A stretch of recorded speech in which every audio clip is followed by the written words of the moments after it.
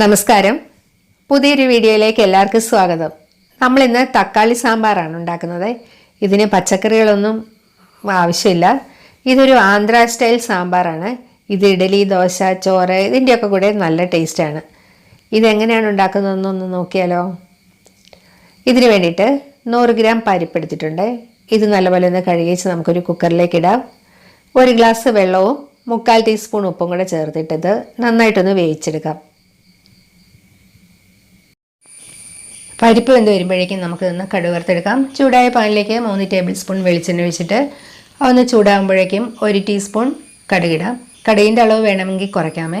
കടുകൊക്കെ ഒന്ന് പൊട്ടി വരുമ്പോഴേക്കും നമുക്ക് ഇതിനകത്തേക്ക് 1/4 ടീസ്പൂൺ ഉലുവ ചേർക്കാം. ഉലുവയൊക്കെ മൂത്തിട്ടുണ്ട്. ഇനി ഇതിനകത്തേക്ക് നമുക്ക് 5 വെളുത്തുള്ളി കീറിയിട്ടിടാം. 10 ഉണക്കമുളക് മുറിച്ചിടുകയാണേ. മുളക് കരിയാതെ ഇടയ്ക്കിടയ്ക്കൊന്ന് ഇളക്കി കൊടുക്കണേ. കുറച്ച് കറിവേപ്പിലയും കൂടി ഇടാം. ഇനി ഇതിനകത്തേക്ക് നമുക്ക് 1/2 ടീസ്പൂൺ മഞ്ഞൾപ്പൊടി ചേർക്കാം. 1 സവാള കനം കുറച്ച് അരിഞ്ഞതും 4 വെളുത്തുള്ളി കീറിയിട്ടതും കൂടെ ചേർക്കാം. എന്നിട്ട് ഈ സവാള ഒന്ന് വാട്ടിയെടുക്കാം.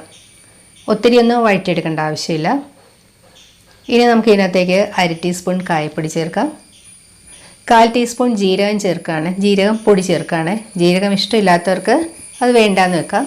3/4 ടീസ്പൂൺ മല്ലിപ്പൊടിയും 1/2 ടീസ്പൂൺ മുളക് പൊടിയും കൂടെ ചേർത്തിട്ട് നമുക്കിതൊന്ന് മൂപ്പിച്ചെടുക്കാം.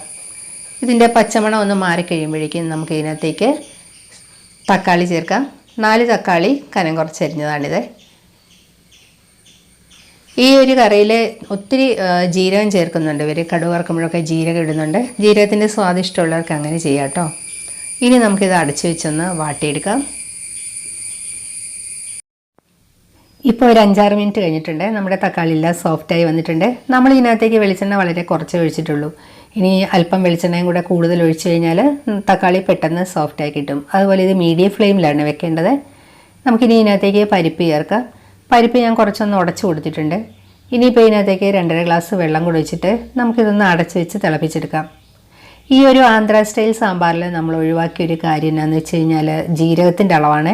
കടുക് വറക്കുമ്പോഴൊക്കെ ഒരു 1/2 ടീസ്പൂൺ 1 ടീസ്പൂൺ ജീരകമൊക്കെ അവരിടാറുണ്ട്. ഇപ്പം ഇനി അതിൻ്റെ സ്വാദിഷ്ടമാണെങ്കിൽ നമുക്ക് അങ്ങനെ ചെയ്യാം കേട്ടോ. ഇനിയിപ്പം പോരാത്ത ഉപ്പും ഇനി ആവശ്യമുണ്ടെങ്കിൽ കുറച്ച് കായപ്പൊടിയും മല്ലിയിലയൊക്കെ കൂടി ഇടാം. ഇപ്പം നമ്മുടെ സാമ്പാർ റെഡി ആയിട്ടുണ്ട്. അപ്പോൾ ഈ ഒരു സാമ്പാർ വളരെ എളുപ്പമാണ് ഉണ്ടാക്കിയെടുക്കാൻ.